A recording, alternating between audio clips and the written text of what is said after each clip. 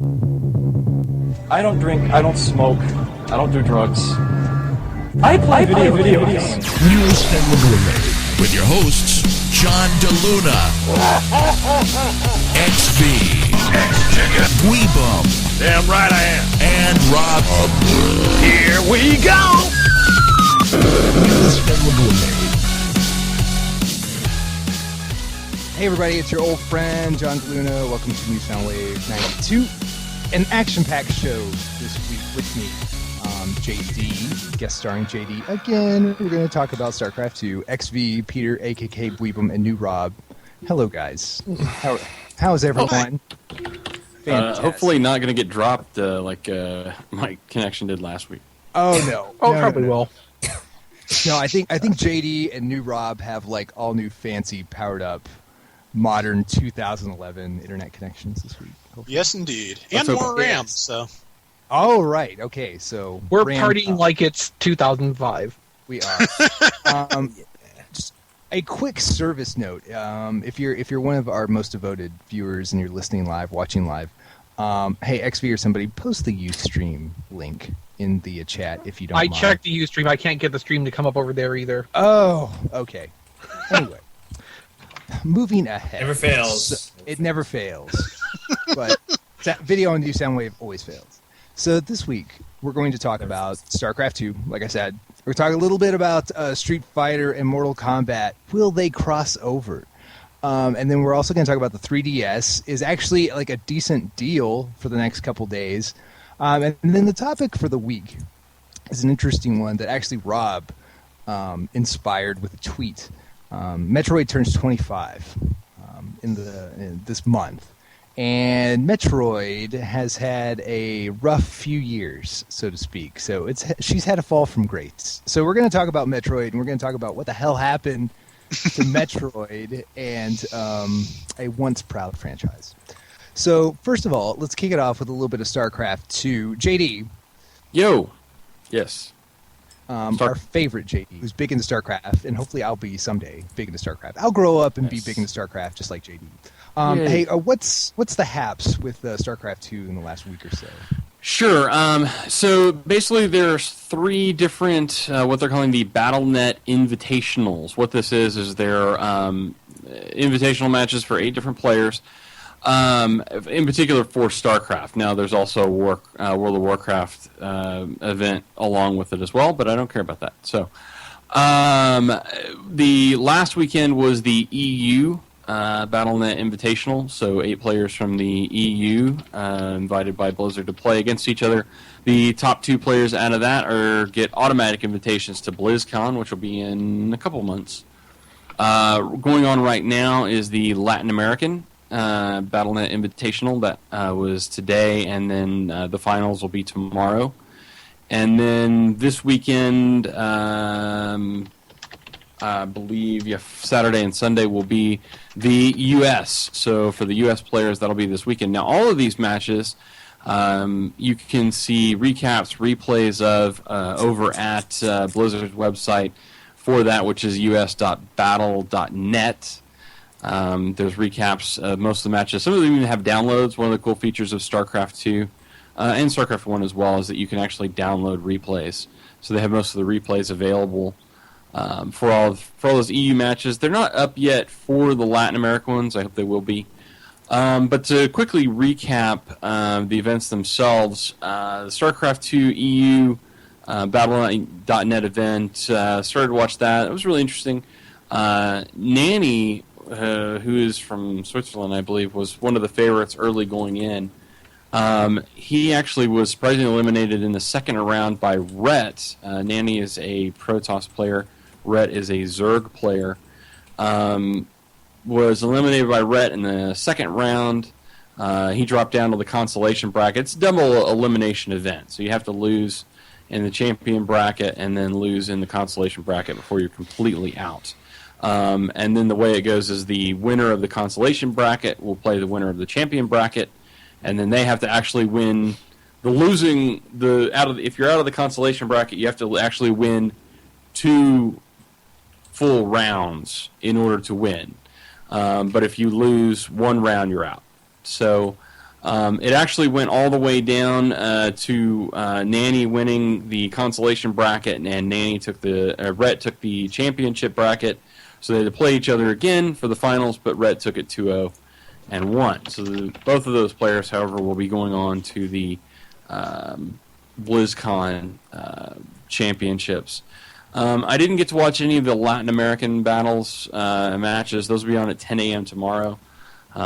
So I guess you're not watching live, but if you're fortunate enough to watch those, you can check those out again as well. And like I said, hopefully there'll be replays up for those. But if you're interested in the EU matches, there are several not only commentary versions of those, but you can download a lot of the replays as well if you have Starcraft II, and you can watch those replays. So that's so it. is That's Starcraft II big in Latin America, bigger than anywhere else in particular? I mean, other than Korea in here, but is it big in Latin America? I mean, to be honest, I don't know one way or the other. I know, it's pretty big in the U.S. I know for the EU match, it was in Poland. The Invitational was this year. They had a really big turnout for that. But like I said, it's a combo deal. They have both. Out of World of Warcraft, there's what are called arena matches, and there's 3-man arena teams, and so they're playing each other as well for the spots at BlizzCon. So, of course, World of Warcraft is still pretty big worldwide. So you see a lot of following for that. But as far as StarCraft and Latin America, that I'm not sure of.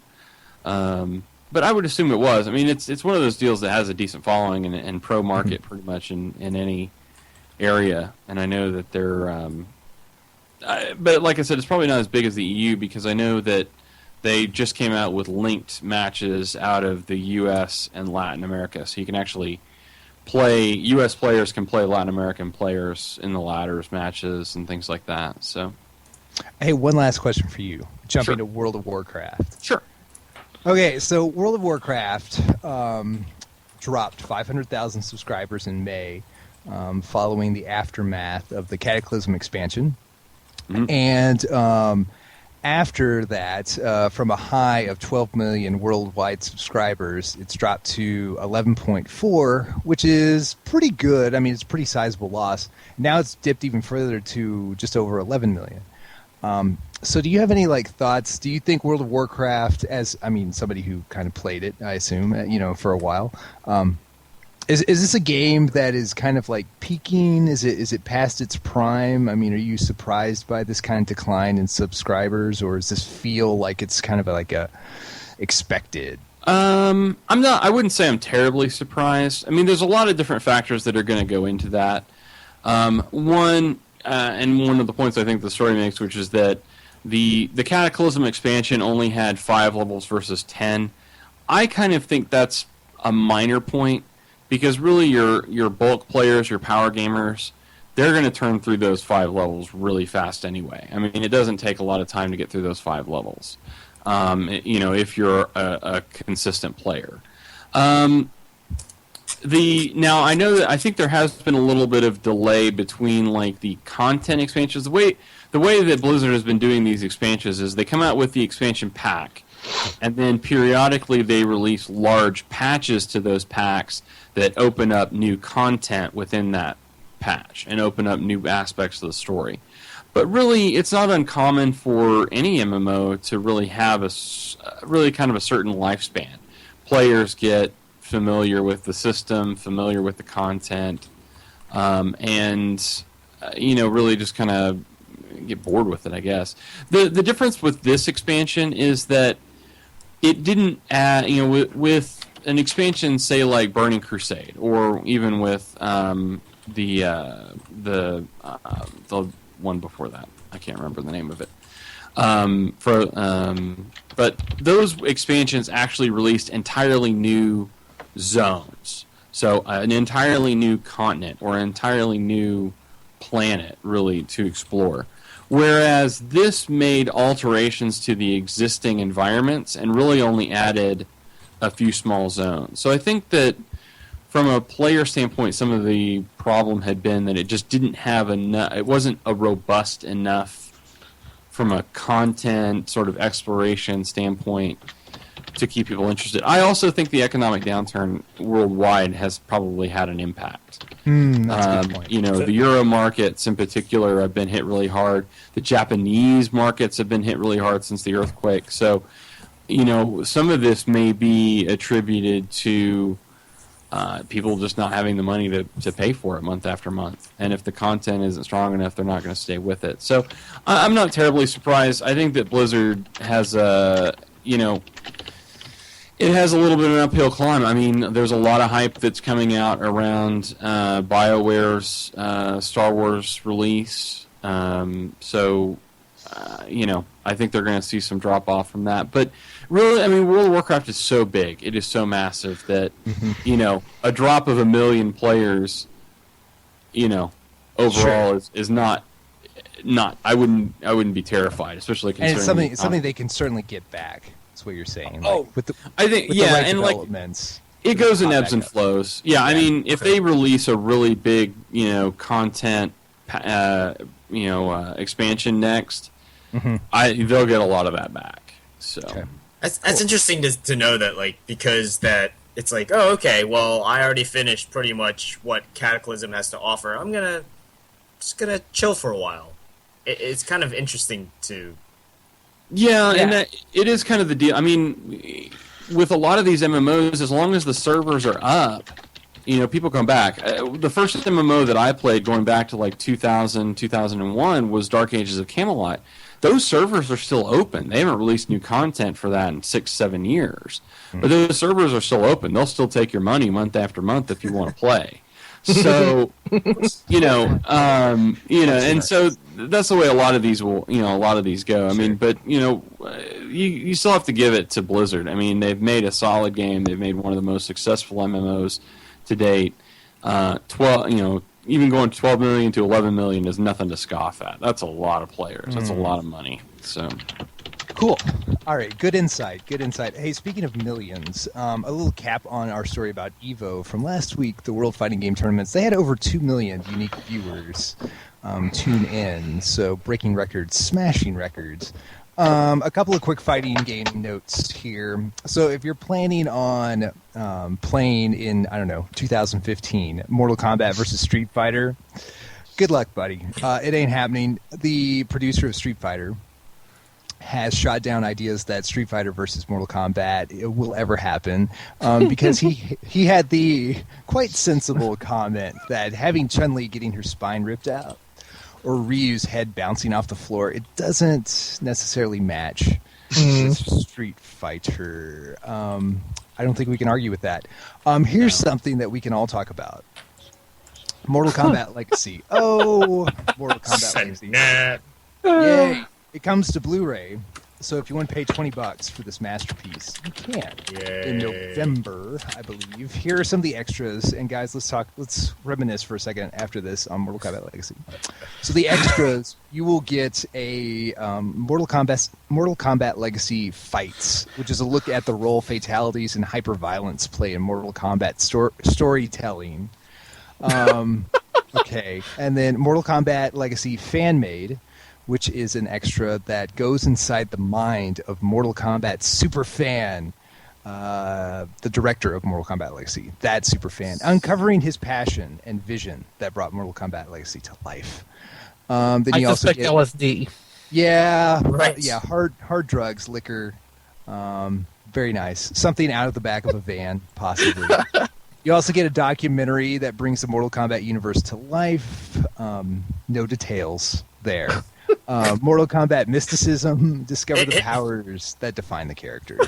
The documentary will only last, the multi-chapter, each chapter only lasts like 30 seconds. Yeah, multi-chapter documentary. And then the last one is Mortal Kombat Gear, explore all the weapons that make Mortal Kombat fighting unique. Okay, so with that in mind, so we get all these extras. Would you pay $20 for what amounts to, I'm going to say, like 30 minutes of content, and it's a web series? I mean, is this enough to? Would you buy Mortal Kombat Legacy? First of all, would you pay money based on what you've seen out of these 9 episodes from Mortal Kombat Legacy? Well, that depends. Has episode 9 gone up on YouTube yet? Yeah, it was Cyrax and Sector. That was like the season finale. Yeah. The two cyber ninjas. So, which was actually, I guess, in a good way, it was like, it was the most risky episode because it's got cyber ninjas, but it was like shockingly not embarrassing. It was actually fairly good, fairly well done. Well, crap! If I knew it had gone up, I would have watched it at some point. Oh yeah, it's been I feel up for a like- couple weeks. So I feel Oh, like I spent enough time. Like, I barely wanted to spend enough time to actually watch the series online. So I'm not too sure why I would actually spend money and spend time watching the series on a disc. On the other hand, it's in Blu-ray, so if you got really nice HD TV, you could totally be watching that on your nice expensive TV in 1080. Don't that's true. Because YouTube isn't like HD. Well, in some cases YouTube's HD, but this series didn't seem like it was HD. I think Did it? it? Was, actually. I think it was. Was it? Everything, everything Yeah, is shot it's- HD nowadays. It sure just didn't feel. I don't know. It didn't come across. It didn't feel like HD. Did you I guess. select HD when you watched it? That could be my problem. Yeah, I did. Yeah, I watched it in HD. I think a few of the episodes anyway. Yeah, I think I Did it look okay? 720. Did it look good in HD? I assume it looked decent. Yeah. Yeah, I don't hardly watch anything online unless it's HD or unless it's YouTube, and I have to watch it that way. I hear you. I hear So you. bad. I don't. Go ahead. I don't know. No, I wouldn't. Okay. Nice. Hey, before we go to break, I need to talk to you guys about the 3DS. So the 3DS is now $170 right now at Target and Walmart, which means if you go out and buy it, you still got a couple days to cash in on the 20 free games for early adopters. So you're going to get 10 NES games, 10 Game Boy Advance games, all for $170, and a 3DS. Like I said, is it okay? So once and for all, this is as good as the deal. This is the best deal you're going to get probably for a 3DS, probably for the whole year or the next 18 months or something like that. Are you tempted? No. A little bit, but not at the moment. Probably not affording it at the moment. So God, yeah, I know. 20 free games sounds good. Do we? I don't know. Do Is we it have a particular games? the only There's a list. the, Yeah, the there was only a list of what We'll you're find going to it. get. Keep Yeah. talking. We'll find it. the only one I had seen on announced on Nintendo's Twitter was Metroid Fusion. Don't want to get too deeply into what'll be the main discussion topic for the day, but that seems to have been the only reference to Metroid's 25th anniversary to come out of Nintendo so far. Oh snap! Let's see here. Well, I got a partial list here, and Peter, keep looking if you want. But let's see here. So the games include. Let me see here. Yeah. Super Mario Brothers 1, Donkey Kong Jr., Balloon Fight, Ice Climber, The Legend of Zelda. Okay. Let's see here. Super Mario Brothers Advance 3, Yoshi's Island, so Yoshi's Island. Mario Kart. Let's see here. Metroid Fusion, WarioWare, Mario vs. Donkey Kong. Pokemon? Yeah, so No. sort of. Which one were you asking for? Any Pokemon? I doubt it. No. No. Doubt it, dude. No. No. Damn. That's a Okay, no. well, never mind then. Pass. That's a no. Out. Yeah. Fail. But it's an amazing coincidence that Walmart and Target both decided to go ahead and roll the price back while there was a 20 free game incentive still available, wasn't it? Yes. Oh, yeah. Yes. That can't Is be any it- kind of just coincidence, can it?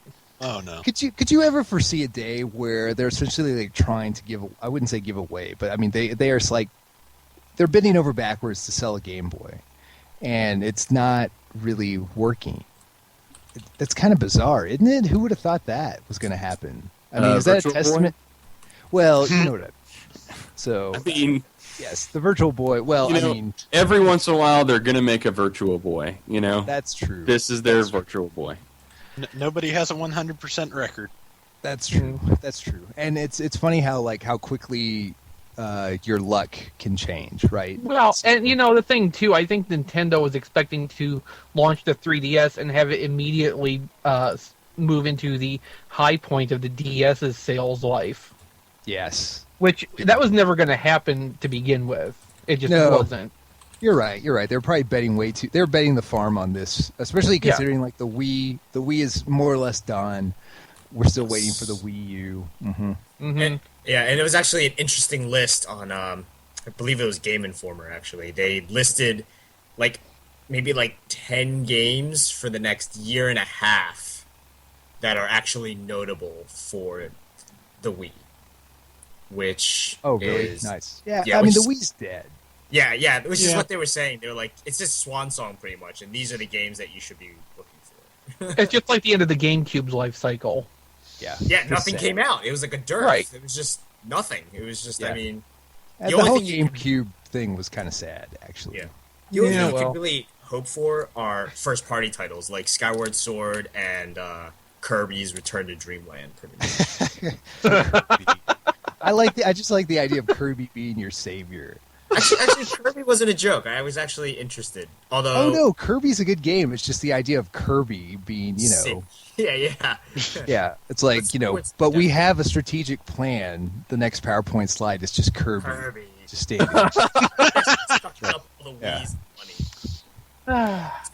Good times. Good times. Poor Nintendo. Send get well cards to Nintendo. When we come back, we're going to go to commercial, but when we come back, we'll talk a little bit about the PSP Vita, so another handheld, Duke Nukem, and then we'll get into our big conversation of the week, Metroid. What the hell happened to Metroid? So we'll be back.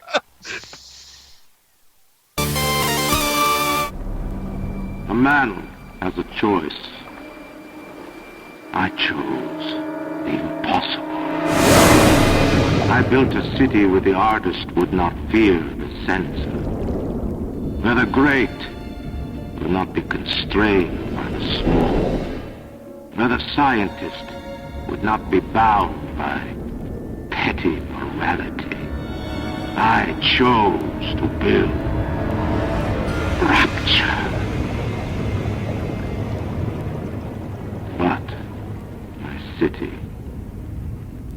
was betrayed by the weak.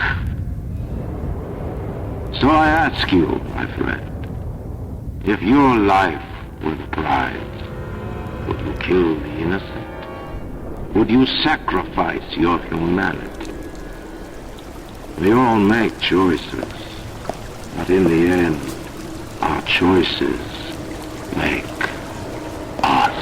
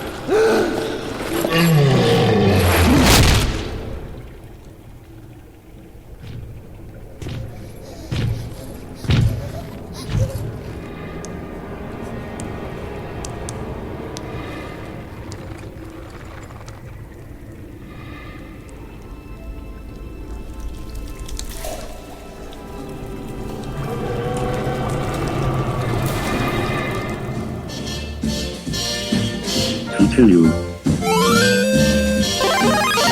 New sound. Is there a primer I should be watching, or what? Or playing, or? Nah. No. Are we back? All right. Welcome back, everybody. Okay, so let's talk about the PSP Vita real quick. PSP Vita will miss the holiday season. Sad trombone.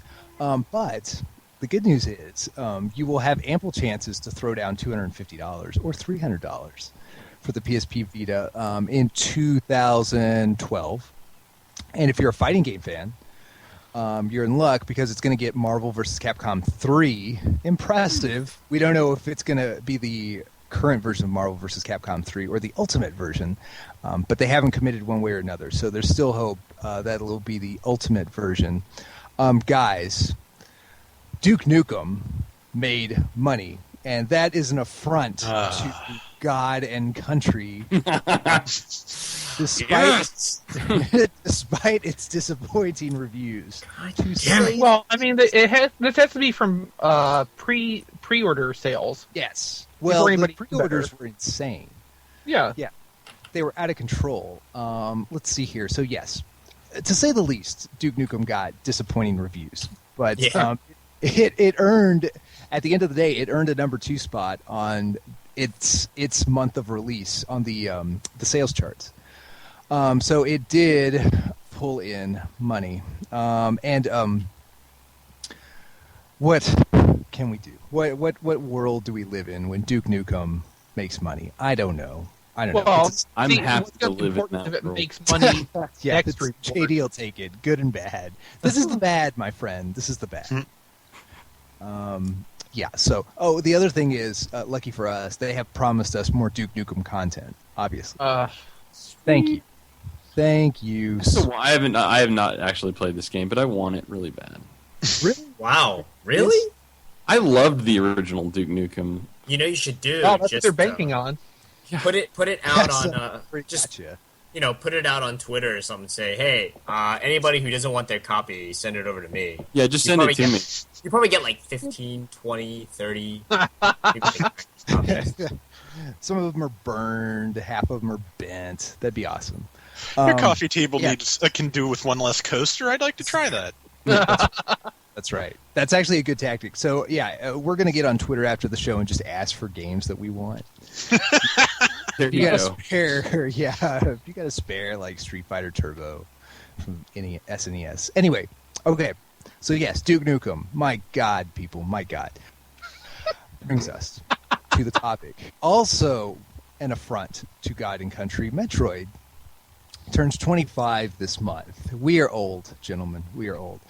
Metroid, 25 years ago, about 24 years ago, if you want to be exact, was certainly one of the golden franchises in video games. Everybody loved Metroid, and then certainly when Super Metroid came out for the Super Nintendo, it could do no wrong. It was hailed as one of the great games of its time, one of the great games ever to that point. Well, since then, Metroid has had a rough ride, and so I want to talk to you guys about where Metroid went wrong, what the hell happened to Metroid, to the point where Metroid's turning 25, and we don't really have any signs of, like, celebration by Nintendo or the makers of Metroid. So, hey, Rob, this topic was inspired by a tweet from you. So, do you want to, like, give some initial thoughts on this topic and like, what happened to Metroid? Okay, well, as far as I can tell, as far as I'm concerned, what happened to Metroid is Metroid Other M, which was not received well because of a great many changes made to Samus as a character. And I think that from my perspective, the problem here is that Metroid was a big hit here. Metroid has actually never been a major hit in Japan from the very beginning. So I think what we have is a case of, since the Home Office never really quite understood what a great thing they had on their hands, they kept pecking at it and tweaking it until they managed to come up with something that nobody liked, and now they're just done with it. Interesting. Hey, do you have any thoughts on why it wasn't popular in Japan? You know, I really don't know. I don't understand it. Who can understand the Japanese anyway? Yeah, that's crazy. Yeah, That's crazy talk. Yeah, it really is a mystery. I mean, of course, I'm equally mystified as to why, things like Dragon Warrior never really took off here to the degree they did in Japan either. Mm-hmm. So, because I happen to like both, I guess I'm the minority. But I've never really read a good explanation as to why that was. I mean, in Japan, Metroid was for the Famicom disk system as opposed to the regular Famicom, so that, as with all peripherals, I'm sure that cut down on the potential size of the audience. But after that, there's still Super Metroid and the Game Boy games, which got a pretty broad release there as well as here. So I don't get it. And it's weird because now, I mean, well, first of all, guys, how much experience do you guys have with Metroid yourself? So did you guys play the original or Super Metroid? What have you guys played? I ain't played crap. I played the first Metroid, which, I don't know. It wasn't particularly notable to you? I mean, it was an interesting game. It took me a while. It was one of the first, I think, Nintendo games I actually beat.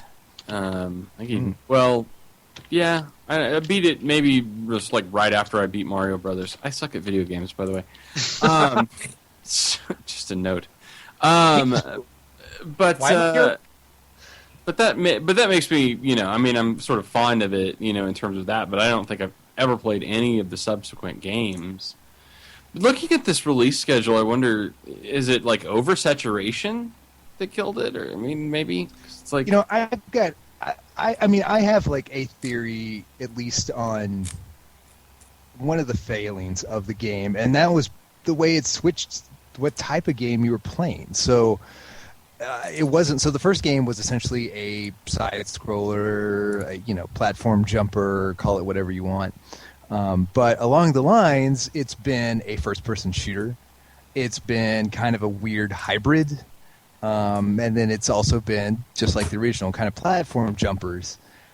I don't think you can expect to treat a franchise like that and have success. You can't just literally keep the name but change the way the game is played. Right. Yeah. Unless you stay consistent, like and they also, did with Zelda, kind of thing. And also, the original Metroid, ended with a twist. Yes. You get all the way through Metroid, and you're like, oh, she's a chick, awesome. I didn't know Metroid was French. Yeah. Yes, and that trick only works once. Yeah, and that's it. It's once you've seen Sixth Sense, it's not really the same movie over and over again. That's right. That's right. Well, interesting. No, I have only had experience with the first-person shooter version. Oh yeah, okay. And that were wasn't really very good good. games. Yeah, Metroid Primes were pretty good, right? Yeah, Yeah. I thought they were decent. I only have the first of the three, but I enjoyed it more than I expected to when I heard they're making Metroid into a first-person shooter. Yeah, it's definitely a different look at it. It's a person puzzle solving type idea. So yeah, it's. I think they managed to keep a lot of what makes Metroid enjoyable in the Prime series, probably more than they did in Other M, which was trying to, as you said, trying to bring the two parts of the franchise together and wound up pleasing nobody. So you said like the way Other M treated Samus was particularly, I guess, egregious, maybe. Yeah. So do you want to talk a little bit about that? Okay, well, the two major complaints I have heard, because in all honesty, much as I love Metroid, I never got Other M. But I read up on it extensively, which is why. The two biggest complaints I've seen is that, okay, there's the problem that in every game Samus collects a number of power-ups, and then when you get to the next game, how do you justify the fact that she no longer has them? Other M's justification is that she has them all, but even though her life is in danger at a great many points where it could be saved by her using them, she has to prove to her old commanding officer that she is now a responsible person. She is not using them until she is told she can use them, until she gets authorization. So even though Samus could rip through this crap without even thinking about it, she will not do so until some dude says it's okay. Sounds like a job for the game genie. That's horribly, horribly lame. I thought I heard also was that she was like, she was just like a big brat, like in the game. You know, like from what I've been reading was that, like in some of the reviews, that it was characteristically not. It was just not Samus. That is it exactly. The other complaint that I read, and this is the one that goes more to the heart of it, is that at one point in the game, she encounters Ridley, who has been a boss in almost every Metroid game. Ridley, in the current version of the backstory, Ridley killed Samus's parents. And Samus has fought and defeated Ridley in, like I said, almost every single game, and Other M takes place, I believe, just after Super Metroid. So that's at least 2 major sets of encounters with Ridley, not counting the Prime series, and she reaches a point in which she sees Ridley and freaks the hell out. And some random guy has to come save her. Wow. Oh, wow. Yeah, So she's no longer like the tough chick or like the strong character of strength. Okay, so this was a Japanese developed Metroid game then. right on. Oh, well, surprising. How did I ever guess that? wait. But wasn't the original Metroid a Japanese game? It was, and the producer is the same person, but I don't know where this comes from, to be honest. Yeah, Team Ninja, the producers of Dead or Alive, were the co-producers of Metroid Other M. Corporate meddling, yay! Yeah, Yes. That has been the assumption to a lot of people. Well, I don't. They also did a Ninja Gaiden series, so. Yeah, I've never actually played any of the modern Ninja Gaiden. Please don't. One You'll is go okay. insane. 2, no, don't do it. Okay. You'll go insane. I don't even know if one's okay. They actually do cheat.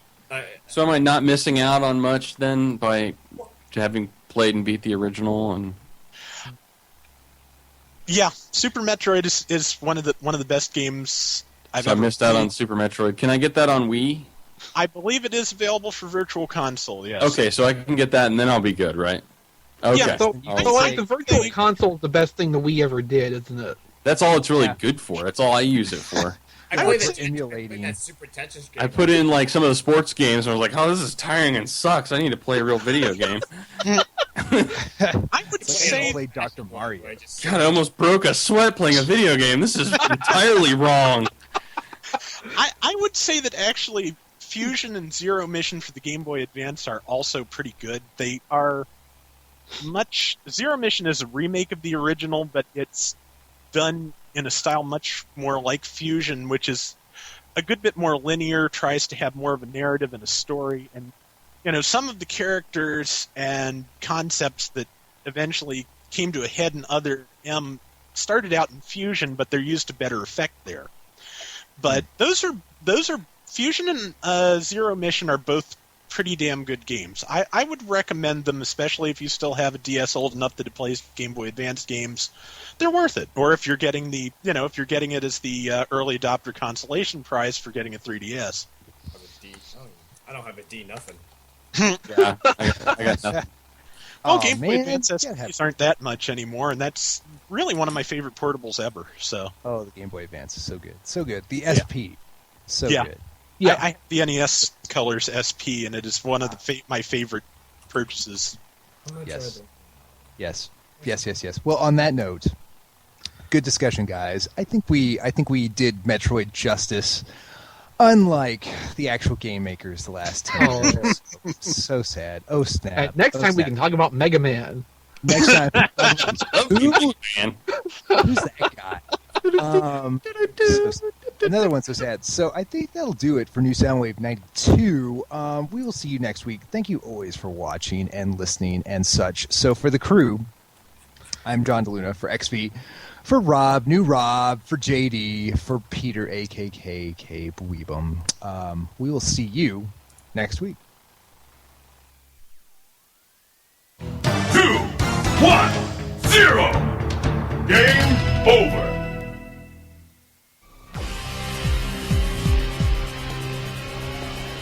Mother,